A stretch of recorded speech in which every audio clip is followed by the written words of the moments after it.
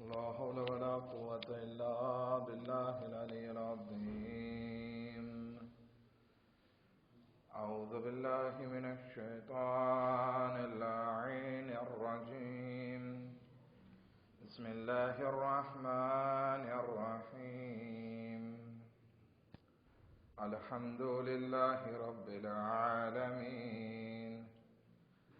الصلاة والسلام على سيدنا ونبينا أبي القاسم محمد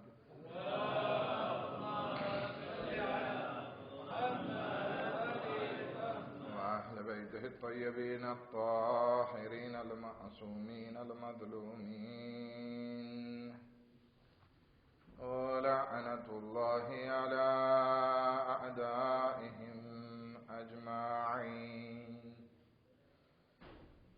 أما بعد، قال علي بن أبي طالب عليه الصلاة والسلام: بسم الله الرحمن الرحيم.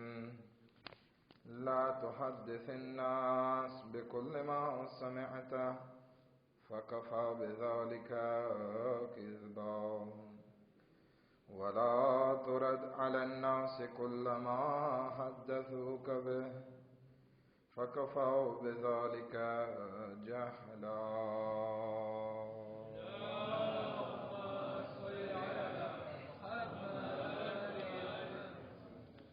નહજુલ બલાગા એક એવી બહેતરીન કિતાબ આપણા વચ્ચે છે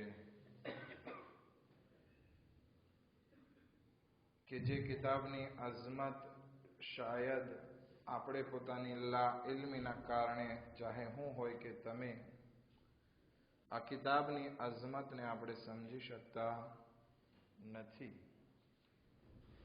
નહજુલ બલાગા એક એવી કિતાબ છે કે જેને મોટા મોટા આલિમ લોકો, ચાહે શિયા હોય ચાહે ગैर શિયા, હત્તા કે મુસલમાન પણ ના હોય, તેઓ આ કિતાબના ઝરણાથી પોતાને સૈરાબ કરતા નજર આવે છે. જસ્ટ આ કિતાબની એક નાનકડી એવી ફઝીલત કહેતો જાઓ. લંડનની યુનિવર્સિટીમાં અરબિક લિટરેચર તરીકે નહજુલ બલાગા ભણાવવામાં આવતી હતી. હવે અરબિક લિટરેચર, અરબિક ફસાહત વગેરેને એ લોકો જ સિલેક્ટ કરે જે મુસલમાન હોય. તો મુસલમાનો એલેવ હતા, પણ એનો ટીચર, એનો પ્રોફ યહૂદી હતો. એક વખત એ પ્રોફ આવીને હસવા લાગે છે. ક્લાસમાં બેસી ખુરશી ઉપર બેસે છે અને એકદમ જોશ જોશથી હસવા લાગે છે. તો બધા એલેવ હતા એ પૂછે છે કે પ્રોફ, આજે તમે કેમ આટલા બધા હસો છો? તો એનું હસવાનું રોકાતું નથી અને થોડી વાર થાય છે, પછી પોતા ઉપર કંટ્રોલ કરે છે અને કહે છે કે મુસલમાનોની આ હાલતને જોઈને મને હસવું આવે છે. તો કે કેમ? તો કે એની એક સીધી મિસાલ એ છે કે આપણે નહજુલ બલાગા ભણી રહ્યા છીએ, જેનો એક પ્રોફ હું યહૂદી અને તમે બધા શીખવાવાળા મુસલમાનો. બીજું એ કે આ કિતાબનો જે બોલનાર છે, જે લખનાર છે, એટલે કે ખુદ મૌલાએ કાયનાત તરફ ઇશારો છે, એ પોતાના જમાનામાં દાવો કરે છે, સલૂની સલૂની કબલ અન તફકિદૂની, મારાથી સવાલ કરી લ્યો એ પહેલા કે હું તમારા વચ્ચેથી ચાલ્યો જાઉં. આવી બહેતરીન જે ઇમામ અલી અલૈહિ સલામના કલામ હતા, એ સૈયદ રઝી ભેગા કરે છે અને નહજુલ બલાગા જેવી કિતાબ આપણા સામે આવે છે. પણ શાયદ ગરીબ કિતાબ છે. એ કિતાબમાં એક પત્ર છે જે ઇમામ અલી અલૈહિસ્સલામ હારિસ હમદાનીને લખે છે. થોડી ઘણી વાતો 19 દર્શ આપણે ઉપર અંજામ આપી શક્યા, પણ આ વાત મને જરાક મહત્વની લાગી અને આપણા સમાજને લાગતી વળગતી લાગી, એટલે એ જુમલાને મેં કીધું આ જુમલાને અહીંયા ફુરસતથી ઉપયોગ કરી આપની સમક્ષ રજૂ કરવા ચાહું છું. જેમાં ઇમામ અલી અલૈહિસ્સલામ ફરમાવે છે, લા તુહદ્દિસિન નાસ બિકુલ્લિ મા સમિઅત.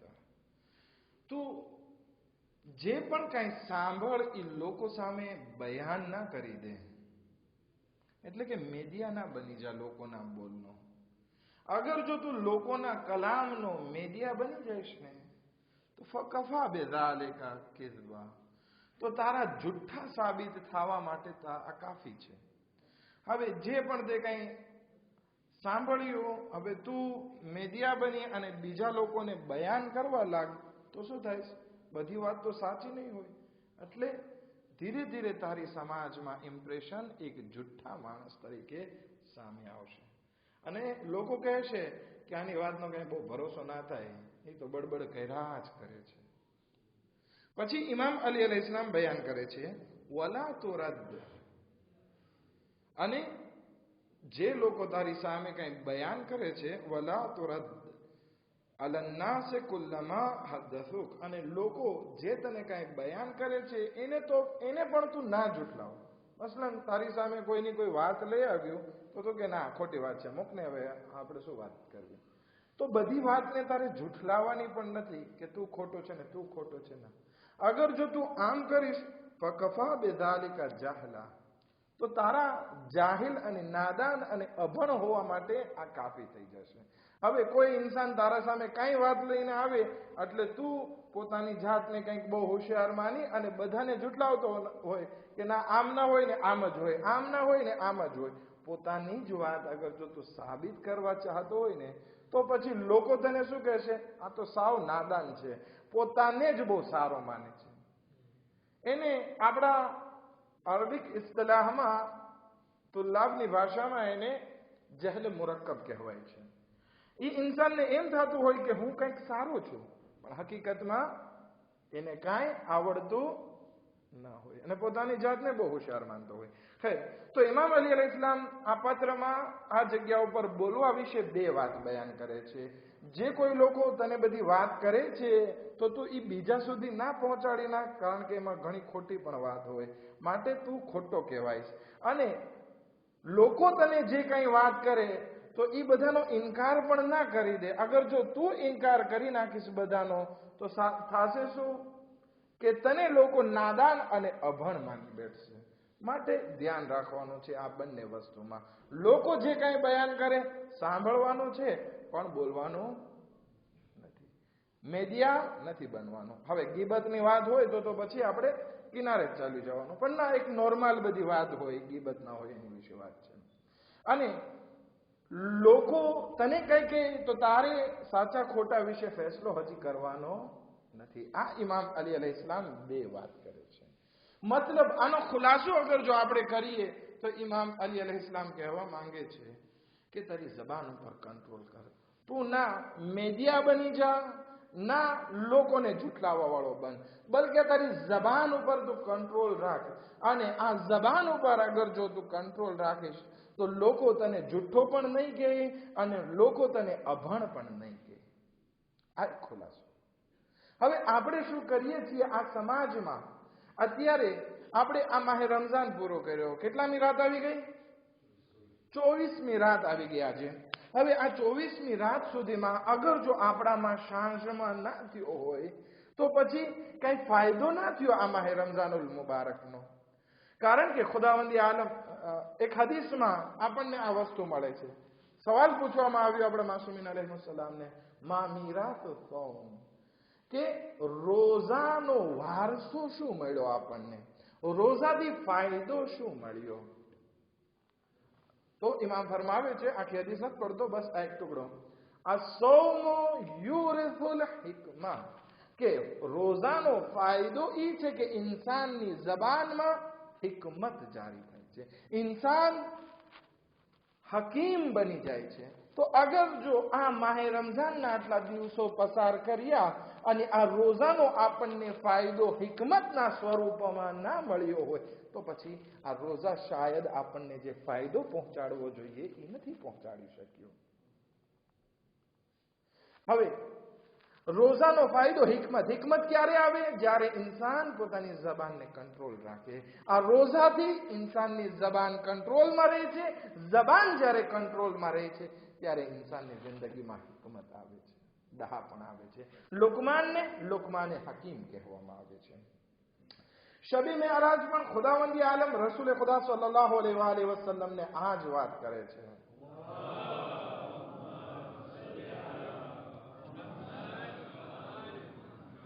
યહફઝ લિસાન, ખુદાવંદી આલમ કહે છે કે જે માણસ દુનિયામાં 4 કામ અંજામ આપશે તો હું એના માટે જન્નતની ગારંટી લઉં છું. હવે એ 4 કામોમાં જે સૌથી પહેલું કામ ખુદાવંદી આલમ કહે છે એ આ છે કે જબાનને કંટ્રોલમાં રાખે. ના આપણે કોઈથી સાંભળેલું બીજાને આમનામ તહકીક કર્યા વગર બયાન કરીએ, ના જે લોકો કહે છે એને આપણે જુઠલાવીએ. આ વસ્તુ અગર જો ઇન્સાન પોતાની જિંદગીમાં અંજામ આપે ને તો એ ઇન્સાન હકીમ બની શકે છે. ખુદાવંદી આલમની બનાવેલી બહેતરીન જન્નત સુધી પહોંચી શકે છે. અગર જો આ રોઝાના સવાબ વિશે અગર વાત કરીએ ને તો રોઝાના સવાબ બહુ બહેતરીન સવાબ છે અને એવા સવાબ બયાન કરવામાં આવ્યા છે અને વધારે પડતી હુરોની વાત આ રોઝામાં કરવામાં આવી છે. તો આ બધી વસ્તુ ક્યારે મળી શકે? જ્યારે આપણે જબાન ઉપર કંટ્રોલ રાખતા હોઈએ. પણ એક ઇન્સાન રોઝેદાર હોય અને મોઢામાંથી ગાળો બોલતો હોય તો શું એને આ રોઝા ફાયદો પહોંચાડી શકશે? નહીં.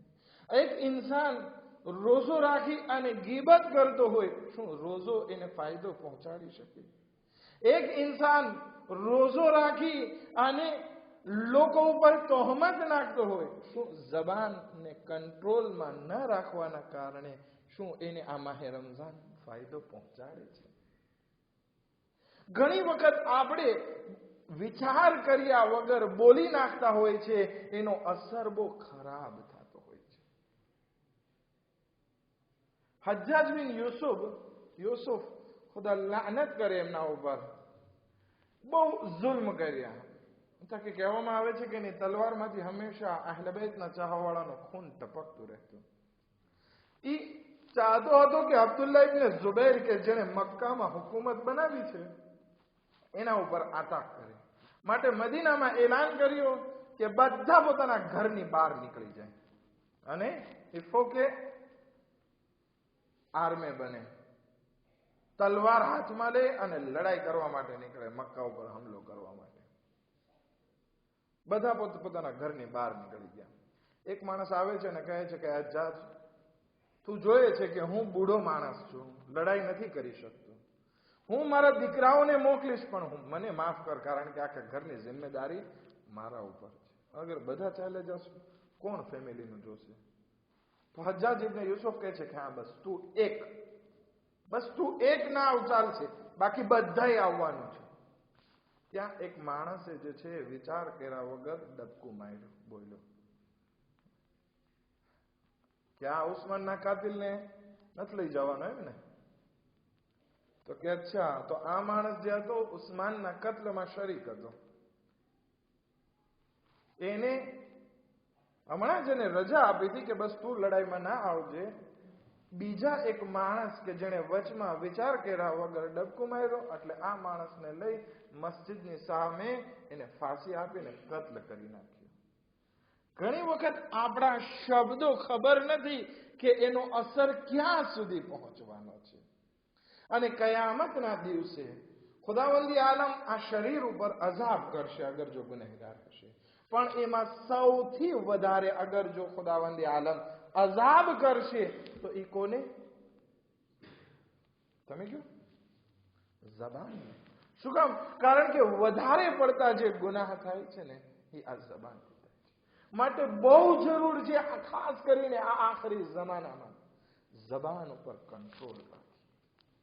અબ્દુલ્લાહ ઇબ્ન ઝુબૈરની વાત નીકળી તો અબ્દુલ્લાહ ઇબ્ને ઝુબૈરનો એક ભાઈ છે, ઓબૈદુલ્લાહ ઇબ્ને ઝુબૈર.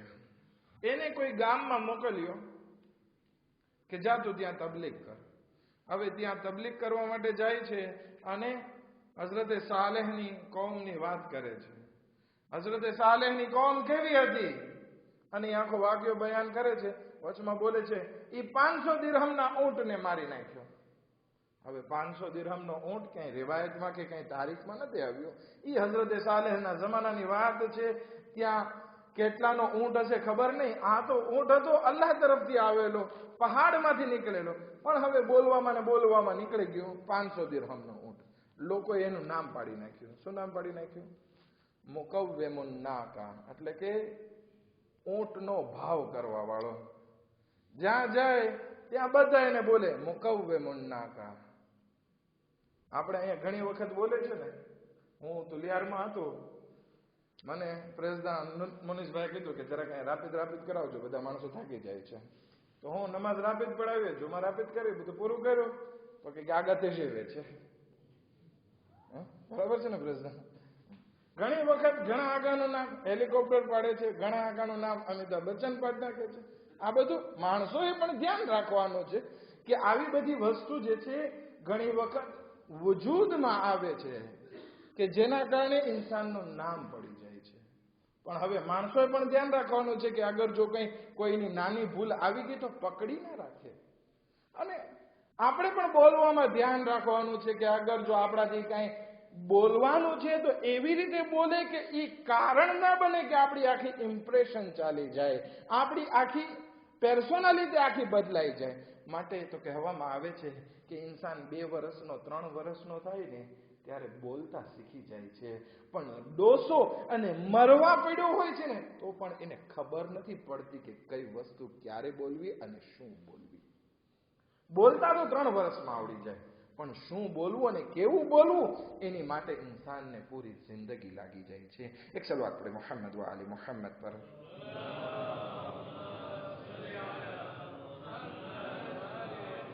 એટલા માટે કુરાન મજીદ આપણને બોલતા શીખાડે છે. અગર જો આ કુરાનમાં દિક્કત કરીએ ને, ધ્યાન આપીએ ને, માશાઅલ્લાહ, અહીંયા કુરાન ખાનીમાં એક બહુ સરસ એવી વસ્તુ થઈ કે કુરાન સાથે પઢીએ છીએ, એમાં શેખ મુર્તદા સાથે સાથે જરાક તફસીર પણ કરે છે, તર્જુમો પણ કરે છે. બહુ સરસ વસ્તુ છે.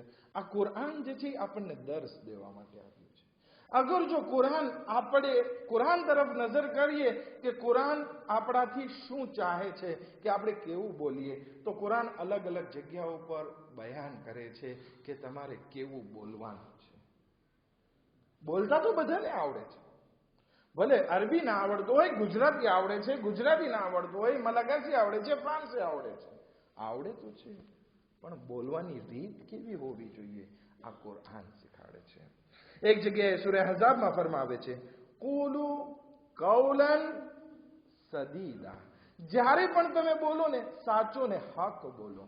એમ ના કે સામે વાળો મારો દોસ્ત છે તો બસ એની મદહમાં હું વાત કરે રાખું, સામે વાળો પૈસા વાળો છે તો બસ એની ચાપલુસીમાં હું બોલે રાખું. નહીં, જે પણ તમે વાત કરો એ સાચું અને હક વાત કરો. જનાબે અબુ ઝર ગફારી આ હક બોલવા માટે કેટલી મોટી કિંમત ચૂકાવી, પણ નહીં, તમે એ ચૂકાવો, વાંધો નહીં, ચૂકાવવી પડે ચૂકાવો, પણ જ્યારે પણ બોલો ત્યારે હક વાત બોલો, કોઈ દિવસ ખોટી વાત ના કરો. જનાબે અબુ ઝર ગફારી વિશે આપણે શાયદ વાત કરી ચૂક્યા કે જનાબે અબુ ઝર ગફારી હક બોલવા માટે થઈ અને ઉસ્માન એમને મદીનાથી શામ મોકલે છે. શામમાં માવિયાને ટોકે છે, હક બોલે છે, ત્યાંથી એને કાઢીને ક્યાં લાવવામાં આવે છે? મદીના. મદીનામાં વળી ઉસ્માનને ટોકે છે તો એને રબઝા નામની જગ્યા ઉપર જ્યાં પાણીને ખાવાનું કાંઈ ના મળે ત્યાં એને જેલા વતન કરી દેવામાં આવે છે અને ત્યાં એમની શહાદત બાકી થઈ છે. તો કુરાન આપણા પાસે ચાહે છે કે જે બોલો એ હક બોલો, પણ નહીં ક્યાં? જ્યાં હક પામાલ થતો હોય ત્યાં. પણ એક કામ નોર્મલ થતું હોય અને આપણે ખોટી ક્રિટિક જ કરીએ અને આપણે પોતાની જાતને એમ કહેતા હોય કે હું આ સાચું બોલું છું, હક બોલું છું, આ હક નથી, આ ફિતનો થઈ જાય છે. તો કુરાન આપણાથી ચાહે છે કે હંમેશા સાચું બોલીએ અને હક બોલીએ. પછી એક જગ્યા ઉપર ફરમાવે છે હુદુ ઇલા તય્યબ મિન અલ કૌલ, કે તમે જ્યારે પણ બોલો ને તો તમારા કલામ જે છે એ પાક હોવા જોઈએ. પાક હોવાથી મતલબ શું? કે જ્યારે આપણે બોલીએ તો આપણા બોલમાં zikre ખુદા હોવો જોઈએ. તસ્બીહાત અરબા છે, અલ્હમ્દુલિલ્લાહ છે, શુક્ર હમ્દુલિલ્લાહ છે, લા હૌલ વલા કુવતા ઇલ્લા બિલ્લાહ, આ બધા પાક કલામ છે જે બોલવાના છે. એ ઉપરાંત આપણે જે આપણા અંદરમાં વાતચીત કરીએ છીએ એમાં ગાળ કે એવા શબ્દો ના હોય. કારણ કે કોઈ ઇન્સાન કહેશે કે ગાળ જે બોલે છે એ બહુ સારી એવી ગાળ બોલ્યો, બહુ પાકીઝા ગાળ બોલ્યો. ગાળ હંમેશા ખરાબ વસ્તુ છે. એમાંય આપણે ત્યાં ગુજરાતીમાં એક એટલું આદતમાં આવી ગયું છે કે શરમગાહના નામ લીધા વગર આપણે વાતને શરૂ નથી કરતા. હા, પાક કલામ નથી. કંટ્રોલ કરીએ કે આપણી જબાનમાં તુચ્છ અને ખરાબ શબ્દ ના હોય. કુરાન મજીદનો હુકમ છે જ્યારે તમે બોલો પાકીઝા કલામ કરો. અબુઝર, જનાબે અબુઝર ગફારી અને જનાબે બિલાલ બે આપસમાં જાતા હતા તો જનાબે અબુઝરથી આવી રીતે બોલાઈ ગયું, યબ્ન સૌદા. એટલે શું? એ કાળીના દીકરા. કોણ બોલે છે? ઈ જનાબે અબુઝર કે જેનો ઈમાનનો દરજ્જો કેટલામો દરજ્જો છે? 9મો દરજ્જો. કોને બોલે છે? જનાબે બિલાલ હબશી કે જે મુઅઝ્ઝિન ઇસ્લામ છે એને બોલે છે. પણ જેવા બોલ્યા બરાબર ખબર પડી ગઈ કે હું શું બોલી નાખ્યો છું, આ તોછડો શબ્દ ના બોલવો જોઈએ. અને આપણી ભાષામાં તો માં બહેન તો સામાન્ય હોય છે. માં બહેન, અદી, અદા, આ બધી વસ્તુ ગાળમાં બહુ સામાન્ય છે, જેની માટે ઇસ્લામ આ રીતે કરે છે કે ના, આવું ના બોલો. સહેલું આપણે. હવે જ્યારે જનાબે અબુઝર પરબારા સમજી ગયા તો શું કીધું? એ બિલાલ, મારાથી આ બોલાઈ ગયું છે, માસૂમ નથી, બોલાઈ ગયું. તો કે હવે તમે મને માફ કરી દો. તો કે અબુઝર, તમે મારા દોસ્ત છો, રસૂલના સહાબી છો, તમારો ઈમાનનો દરજ્જો બુલંદ છે, મેં તમને માફ કર્યા, વાંધો નથી. તો કે એમ ના, હું મારા ગાલને જમીન ઉપર રાખું છું, તમે તમારા પગના તળિયાને મારા ગાલ ઉપર રાખો ને પછી કહો એ અબુઝર મેં તને માફ કર્યો, તો મારા દિલને સુકૂન થાય. હવે વિચાર કરીએ, આપણે કોઈની બેઇજ્જતી કરીએ આ ગાળ દઈને, અને પછી આપણે આપણા નફ્સ ઉપર કંટ્રોલ ના હોય અને આપણને ફખર થતો હોય કે મેં બહુ સારું કામ કર્યું, તો શું અલ્લાહની બારગાહમાં આ જબાન અઝાબ કરવામાં નહીં આવે? બિલકુલ આવશે. એટલા માટે તો કહેવામાં આવે છે કયામતમાં સૌથી વધારે અઝાબ અગર જો થવાનો હોય તો આ જબાન ઉપર થવાનો છે. પછી ખુદાવંદ આલમ એક જગ્યા ઉપર ફરમાવે છે, વઇઝા કુલતુમ ફઅદિલુ, જ્યારે તમે બોલો તો તમારી બોલવાની હાલત એવી હોય કે એમાં ઇન્સાફ મળતો હોય, એમાં ઇન્સાફની વાત હોય. એમ નહીં કે તમે બીજાને ખરાબ બોલી નાખો ને, તમને કોઈ ખરાબ બોલે તો તમારું મન બહુ દુખાતું હોય. તમે લોકો સાથે એવી જ વાત કરો જેવી તમે સાંભળવા માટે તૈયાર છો. આને કહેવાય અદાલત. આપણે અદાલત ઉપર એક દર્શ લઈ ચૂક્યા છીએ. કુલુ લિન્નાસે હુસ્ના, જ્યારે પણ તમે કઈ બોલો તો તમારા કલામ જે છે એ શોભિતા હોવા જોઈએ. એમ નહીં આપણે ગાળ નથી બોલતા ચાલો, પણ હંમેશા આપણે જે છે ગુસ્સાને નેરવેથી વાત કરતા હોય અથવા તો આળસથી વાત કરતા હોય. કામયાબ શખ્સ એ છે કે જેના કલામ શોભિતા હોય. એક બાદશાહ હતો, એને કહેવામાં આવ્યું, એ કંઈક સપનું જોયું કે એક ઝાડમાં એક ગુલાબ છે અને બાકી બધા ગુલાબ જે છે, રોઝ જે છે એ બધા કરમાઈ ગયા, પડી ગયા. તો હવે એની ખ્વાબની તાબીર બધાને પૂછવા માટે તો માણસો આવીને તાબીર કરે છે કે એવું લાગે છે કે તારા બધા ફેમિલી મેમ્બર્સ મરી જવાના. આ બાદશાહ નારાજ થઈ ગયો કે આવડી શું મારા ફેમિલીને બધાને મારી નાખવા આવ્યો છે. નારાજ, બધાને કાઢ્યા. કહે છે આની સાચી તાબીર કોઈ નથી લાવી દેતું મને. એક માણસ બહુ હોશિયાર હતો, એના કલામ પણ શોભિતા હતા, વાતને બદલાવી નાખી. કહે છે કે આ ખ્વાબની તાબીર ઈ છે કે તમારા ફેમિલીમાં તમારી ઉંમર સૌથી વધારે છે. શું કામ એવા કડવાને તુચ્છ બોલ કાઢીએ કે જેનાથી સામેવાળાનું દિલ દુખાતું હોય? ભલે એમાં જે છે ખરાબ શબ્દ ના હોય, એમાં જે છે સાચી વાત હોય, પણ એવી રીતે વાત કરીએ કે કલામ શોભિત થઈ જાય. એક સલાવત પડે મોહમ્મદ વ આલે મોહમ્મદ પર.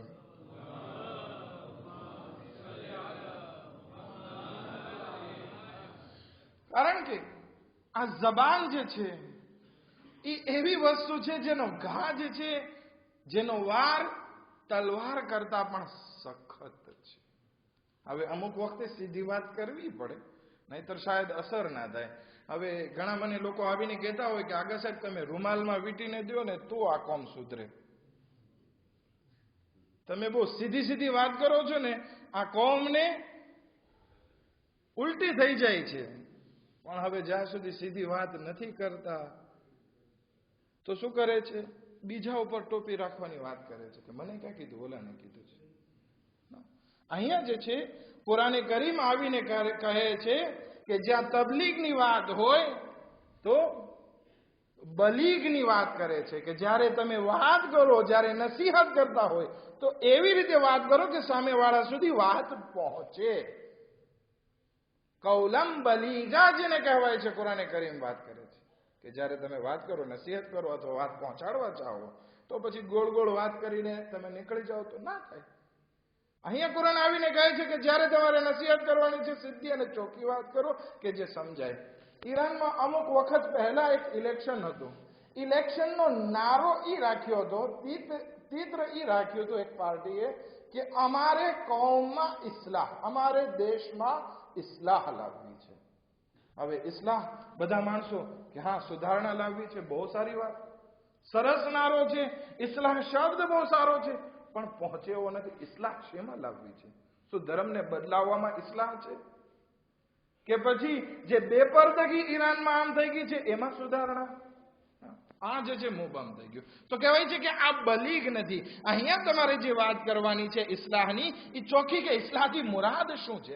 પછી એના ઉપર કેટલી તફસીર ને કેટલી મજલિસો પડવામાં આવી ત્યારે આ વસ્તુ સરખી આવી, નહીતર ઇસ્લાહના નામે આગળ વધતા હતા. અમેરિકામાં પણ બારાક ઓબામા ચેન્જ વી નીડ, અમારે બદલાવ જોવે છે, પણ શેમાં બદલાવ જોવે છે ઈ નહીં, અમારે ફક્ત આ ચિત્ર મૂકી દેવું છે. નહીં તો કે આ અધૂરા કલામથી લોકોને ફરેબમાં ના મૂકો. જ્યારે પણ તમારે વાત કરવી છે ચોખ્ખી અને સીધી વાત કરો.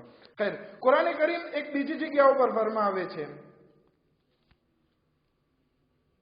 કૌલમ મૈસૂરા, કે જ્યારે તમે બોલો તો નરમ કલામમાં વાત કરો. કોના સાથે? ગરીબોને તમે તુચકારો ના, યતીમોને તમે ધિક્કારો ના, તમારા માણસો છે એના ઉપર ખોટી રીતે નિર્ભય ના થાઓ. તમારે નરમ કલામ રાખવાના છે. પછી ખુદાવંદ આલમ એક જગ્યાએ ફરમાવે છે કૌલન કરીમા, તમે બોલો તો મીઠા અને પ્યારા શબ્દો બોલો. કોના સાથે? તો કે મા બાપની સામે. કોઈ દિવસ ઉફ જેવો શબ્દો પણ ના કરો. ઉફ એટલે શું? આને કહેવાય છે ઉફ. જરાક આપણે થાકી ગયા હોય ને કે આ છે ઉફ. ઉફ પણ તમે મા બાપની સામે ના કરો. ની સામે જ્યારે બોલો ત્યારે મીઠા શબ્દોમાં વાત કરો, કરામત વાળા શબ્દોમાં વાત કરો. આ કુરાને કરીમ આવીને આપણને શીખાડે છે કઈ જગ્યાએ શું વાત કરવાની છે. હવે ખુદાવંદી આલમ જે શબે મેરાજમાં ગારંટી આપે છે એના ચિત્ર બયાન કરીને જહેમત તમામ કે અગર જો તમે 4 વસ્તુ દુનિયામાં અંજામ આપશો, હું તમારા માટે જન્નતની ગારંટી લઉં છું. એમાં પહેલી વસ્તુ એ છે કે તમે તમારી જબાનને કંટ્રોલમાં રાખો. બીજી વસ્તુ, તમે એવી રીતે જીવન જીવો કે તમને જોવામાં આવી રહ્યું છે. કેટલા કેમેરાની વાત કરી હતી દર્શમાં?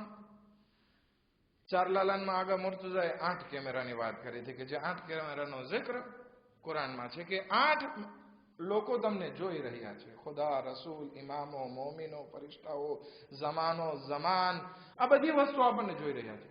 આપણે ઉપર વાત કરી હતી 9 કેમેરા. એક સમય અને સંજોગ પણ આપણને જોઈ રહ્યા છે. આ બધા કેમેરાની વાત. આવી રીતે અગર જો જીવન જીવશું કે ખુદા આપણને જોઈ રહ્યો છે તો આપણે જન્નતમાં જવા માટે કોઈ નહીં રોકી શકે. ખુદા ગેરંટી લે છે. ત્રીજી વસ્તુ, વસવાસથી બચતો હોય. ઇન્સાનની જિંદગીમાં કેટલાય વસવાસ આવતા હોય છે. આમ કરી નાખો તેમ. ઘણી વખત વાતમાં કાંઈ ન હોય પણ વસવાસ આવે કે ઓલો મારી સામે સરખું બોલ્યો નહીં એટલે એને મારાથી કાંઈ પ્રોબ્લેમ છે, એ મારા સાથે આમ કર્યું. આવા ખોટા વસવાસથી ઇન્સાન પરહેજ કરતો હોય. અને ચોથું, ભૂખને ચાહતો હોય. આ હંમેશા પેટને ભરવા માટે નામ કરેલો હોય. હદીસમાં છે, જે ઇન્સાનનો હંમેશા ફિક્ર અને વિચાર ફક્ત પેટ જ હોય ને તો પછી એની કિંમત એટલી છે જે એ પેટમાંથી એ વસ્તુ બહાર નીકળે છે.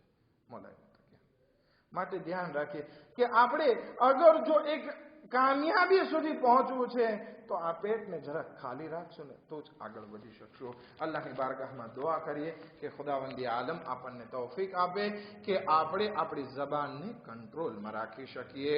ખુદાયા બિહક્કે મોહમ્મદ વાલી મોહમ્મદ જે મોમિન બહેનો કિડનેપ થઈ ગયું છે, ખુદાયા અહલે બેત અલૈહિસ્સલામ જનાબ ફાતિમા ઝહરા સલામુલ્લાહ અલૈહાની મુસીબતોનો વાસ્તો ખુદા એમને જલ્દથી જલ્દ રિહાઈ નસીબ ફરમા. ખુદાએ જે માણસો પણ કિડનેપિંગનું કામ કરી રહ્યા છે ખુદા એ લોકોને નિસ્તો નાબૂદ ફરમા. ખુદાએ બિહક્કે મોહમ્મદ વાલી મોહમ્મદ અમને આ માહ રમઝાનના બચેલા દિવસોમાં વધારેમાં વધારે ઇબાદત અને ઇતાઅત કરવાની તૌફીકાત નસીબ ફરમા. ખુદાએ બિહક્કે મોહમ્મદ વાલી મોહમ્મદ ઇમામ ઝમાન અલી ઇસ્લામના ઝુહૂરમાં જલ્દી જલ્દ તાજીલ ફરમા અને મોનેના અંસારોમાં શુમાર ફરમા. રબ્બના તકબ્બલ મિન્ના ઇન્નકા અંતસ સમીઉલ અલીમ.